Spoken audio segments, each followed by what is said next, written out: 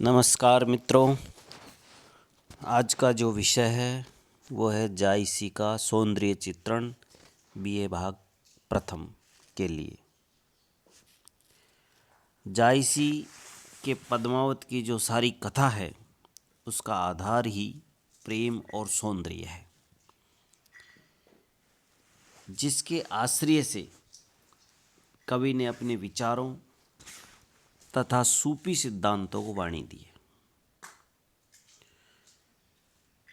सूफियों ने ईश्वर की कल्पना नारी के रूप में की है, उसी प्रकार जायसी ने पद्मावती के रूप में ईश्वर तथा ईश्वर की परम सत्ता को कल्पना करके और उसमें प्रेममय अनंत सौंदर्य की कल्पना की है और उस सौंदर्य राशि से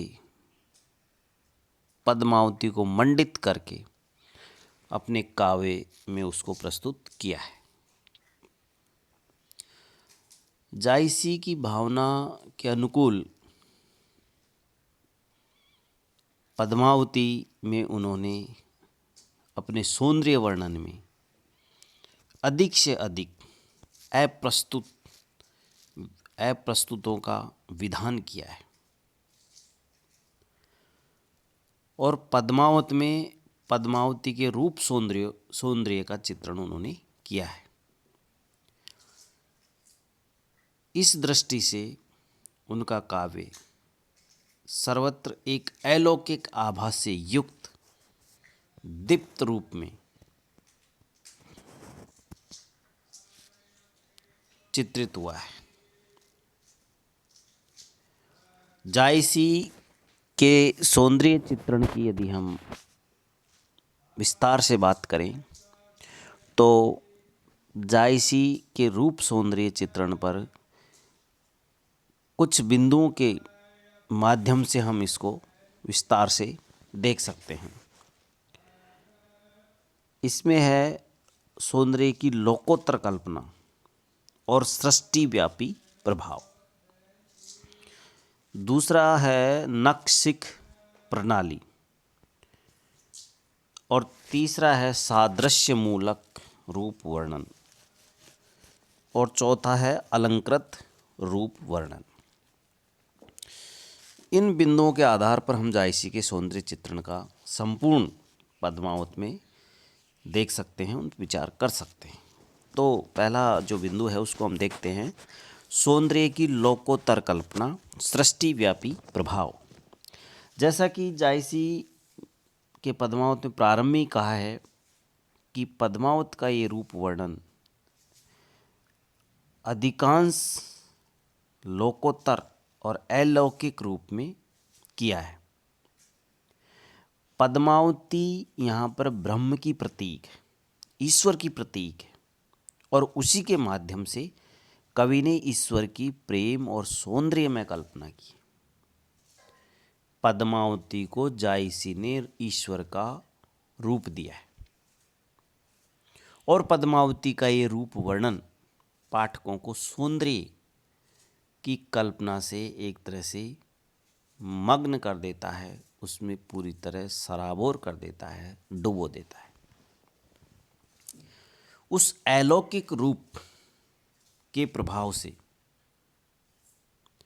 राजा रत्नसेन उसी प्रकार अपने भावों की अभिव्यक्ति करता है जिस प्रकार साधक या भक्त परमात्मा के परम सत्ता के दिव्य और अपरिमित सौंदर्य पर मुग्ध होता है। इसके ऊपर जायसी ने लिखा है, सुनतहि राजा गा मुरझाई, जानो लहर सरुज के आई। सुनतहि राजा गा मुरझाई, जानो लहर सरुज के आई।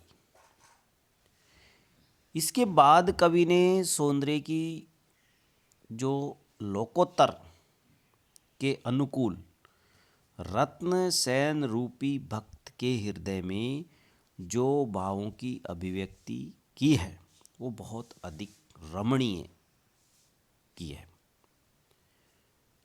जैसे अहुट हाथ तन सखर, हिया कंवल ते महा, नैन ने जानू नीरे, कर पहुँचत अबघा।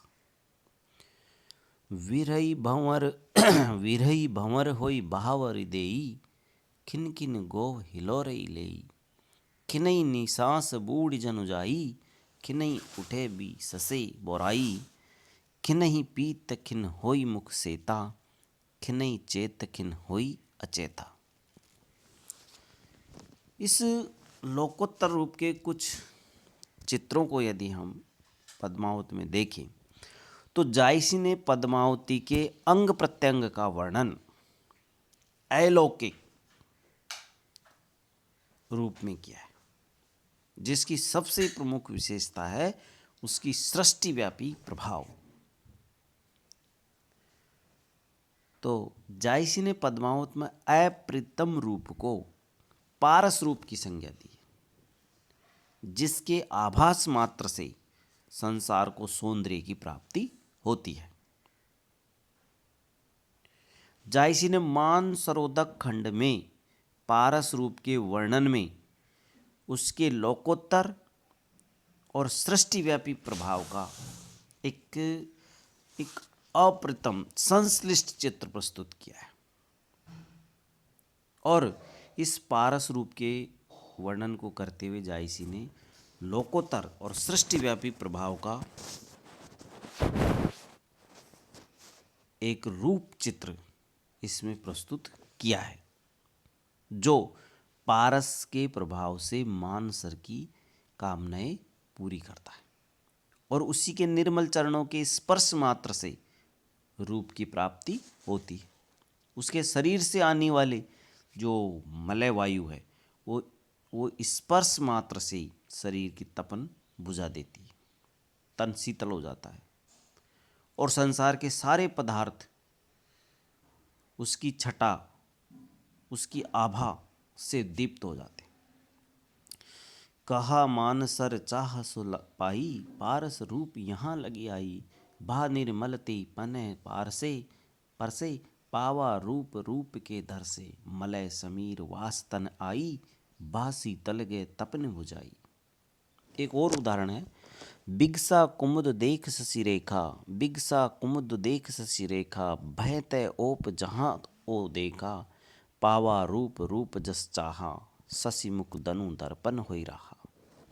नयन जो देखा कमल भा, निर्मल नीर शरीर, हसत जो देखा हंसबा, दसन जोत नगहीर। पंडित हजारी प्रसाद द्विवेदी ने भी जायसी के रूप वर्णन के संबंध में लिखा है कि केशों की दीर्घता, सघनता, श्यामलता के वर्णन के लिए परंपरा से प्रचलित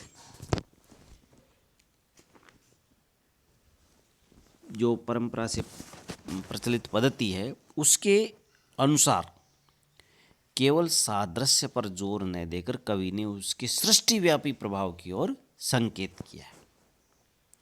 पद्मावती के केशों की श्यामलता से संसार पर बादलों की छाया छा जाती है और सारे संसार में अंधेरा हो जाता है। उसके नेत्रों की पुतलियों के डोलने से सारा संसार डांवाडोल हो जाता है, डोलायमान हो उठता है। इसका उदाहरण है, सरवर तीर पद्मनी आई, खोपा छोर केस मुकुलाई। सरवर तीर पद्मनी आई, खोपा छोर केस मुकुलाई, ओनई घटा परी जग छाहा, शशि के शरण लीन जनु राहा। एक बहुत ही प्रचलित इनका उदाहरण है, जो अतिशयोक्ति अलंकार का उदाहरण भी हिंदी में उसको काम लिया जाता है। वो है, बेनी छोरी झोर जो बारा, बेनी छोरी झोर जो बारा, सरग पतार होई अंधियारा।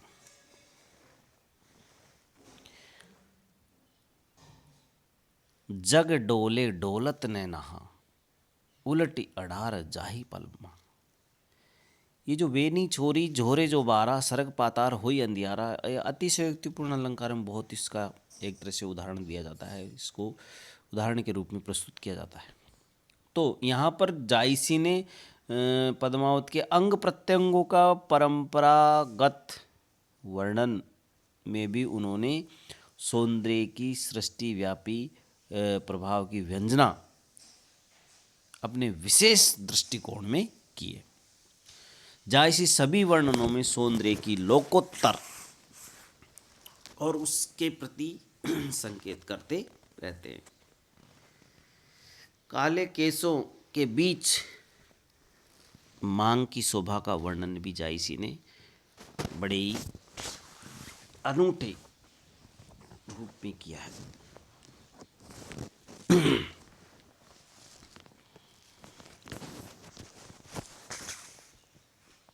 कवन रेख कसोटी कसी, जनु घन मह यामनी प्रगसी। सूरज किरण जनु गगन बिसेखी, जमुना मांझ सुरसती देखी। कहीं कहीं कवि ने सारे संसार की शोभा को उसी परम सत्ता रूपी पद्मावती और उसकी शोभा के प्रतिबिंब के रूप में चित्रित किया है, प्रदर्शित किया है। और यदि पद्मावती के दांतों की शोभा का वर्णन हम जायसी के पद्मावत में देखें तो उन्होंने उसका वर्णन इस प्रकार किया है, उसके सौंदर्य का वर्णन इस प्रकार किया है। जेहि दिन दसन जोत निर्मयी, जेहि दिन दसन जोत निर्मयी, बहुत जोत जोत हुई भई। रवि शशि नखत दीपई हुई ज्योति, रतन पदारथ मानिक मोती। जह जह विहसी सुभाव ही हंसी, तह तह छिटकी ज्योत परगसी। इसके संबंध में रामचंद्र शुक्ल ने कहा है, क्या कहा है कि यहाँ पद्मावती का रूप वर्णन करते करते फिर अनंत सत्ता की ओर कवि की दृष्टि जा पड़ी है, जिसकी भावना संसार के सारे रूपों को भेदती हुई इस मूल सौंदर्य सत्ता का कुछ आभास पा चुकी है।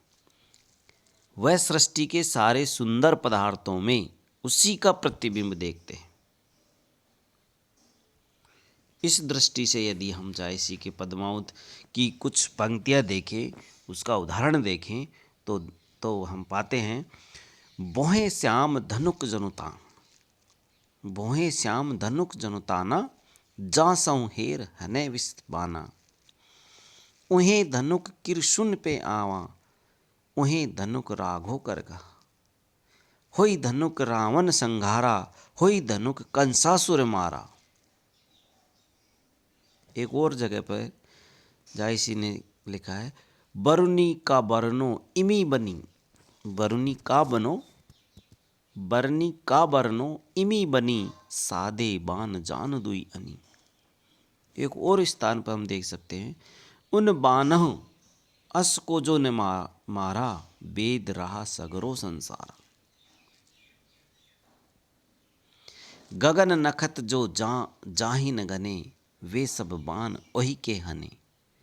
धरनी कान वेद सब राखी, साख ठाड़ दे सब खा साखी।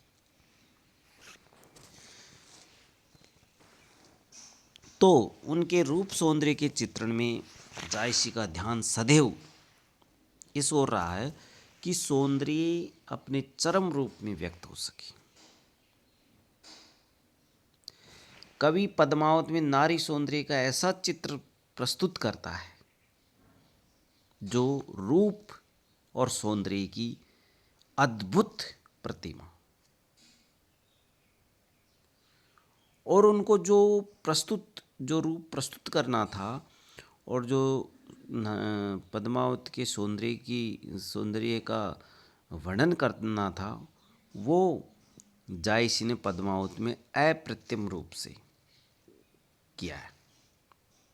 अप्रस्तुत अर्थ में पद्मावती परम सत्ता की प्रतीक है, और जायसी का जो लक्ष्य है वो पद्मावती के रूप वर्णन द्वारा उसी परम ज्योति के अपरिमित सौंदर्य का वर्णन करना है। तो जायसी के सामने वही दृष्टिकोण रहा है और वही दृष्टिकोण रहने से उनके मन में नारी सौंदर्य की कोई निश्चित मूर्ति नहीं थी और यही कारण है कि पद्मावती का जो नक्शिक वर्णन किया जायसी ने, वो नक्शिक वर्णन करने के पश्चात भी पद्मावती का कोई निश्चित आकार पाठकों के मन में एक प्रकार से नहीं बसता है, जमता है। और कवि ने पद्मावती के रूप सौंदर्य चित्रण को चरम उत्कर्ष प्रदान करने के लिए संसार की सुंदरतम जो वस्तुएं हैं उनके उपमान के रूप में उसको सामने रखा है।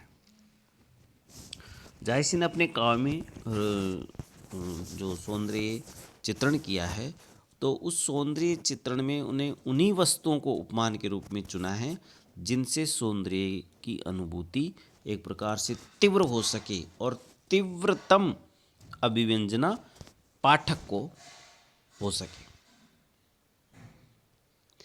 जिससे कवि ने उन उपयुक्त उपमानों के सौंदर्य की व्यंजना की है। जैसे भे उनंद पद्मावती बारी, रचि रचि विधि सब कला संवारी, जग बेदा ते अंग सुबासा, भंवर आय लुवदे चौपासा, बेनिमाग मलई गिरी बैठी, ससी माथे हुई दूरीज बैठी, भोए धनुष सादे सिर फेरे, नयन कुरंग भूल जनु हेरे, नासिक कीर कंवल मुख सोहा, पद्मनि रूप देख जग मोहा, मानिक अधर 10 जनु हीरा, मानिक अधर 10 जनु हीरा, हिये हुलसी कुछ कनक गंभीरा, के हरि लंक गवन गजहारे, सुर नर देख माथ भुई धारे, जग कोई दीठी न जावे, आछई नैन आकाश, जोगी जति सन्यासी, तप सादई जई आस। तो इस प्रकार जायसी ने कहीं कहीं सौंदर्य की बड़ी सूक्ष्म और संक्षिप्त अभिव्यक्तियां भी की हैं।